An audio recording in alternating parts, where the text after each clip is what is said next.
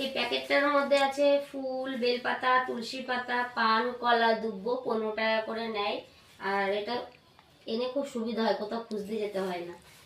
আর এই প্যাকেটটার মধ্যে আছে শিউলি ফুল, সবই আমার গাছের, মানে নিজের হাতে লাগানো গাছের শিউলি ফুল। প্যাকেটে রাখি কারণ না নেতিয়ে যায়। এগুলো আমার গাছের ফুল। আর তোমরা তো জানো আমার বাড়িতে ফুল গাছ আছে, আর নতুন করে আর ফুলগুলো ঠিক করে দেখালাম না।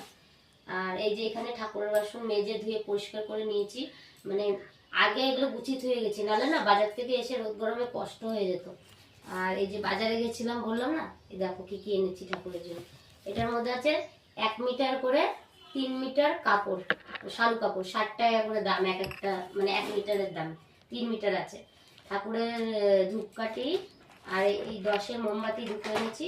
একটা পিতম্বরী পাউডার এনেছি। আর জানো তো এই পিতম্বরী পাউডার দিয়ে মাজলে না আমার সুবিধা হয়, কার কেমন সুবিধা হয় জানি না, আমার তেঁতুলে অতটা ভালো লাগে না, আমার এটা দিয়েই ভালো হয়। আর আরেকটা জিনিস যেটা তোমাদেরকে দেখাবো, সেটা হচ্ছে আমার অনেক দিনের শখ ছিল। এই যে এটা কি, এটা হচ্ছে ধূপদানি। অনেক রকমের ডিজাইন দেখলাম, কিন্তু আমার এই ডিজাইনটা ভালো, ভারী আছে, কিন্তু দেখে মনে হচ্ছে ছোট্ট, কিন্তু খুব ভারী আছে, মানে যথেষ্ট ভারী আছে।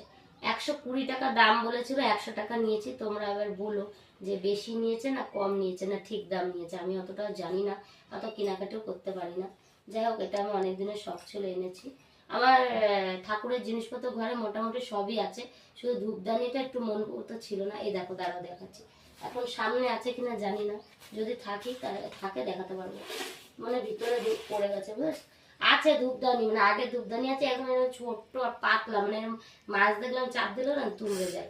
যাই হোক, এটা আমার খুবই পছন্দ হয়েছে, এটা ঘরে রেগুলার ইউজ করব। আর যেটা ঘরে আছে, রাগের আছে, ওটা মন্দিরে দিয়ে দেবো, মন্দিরে থাকবে, এই আর কি। টাটা।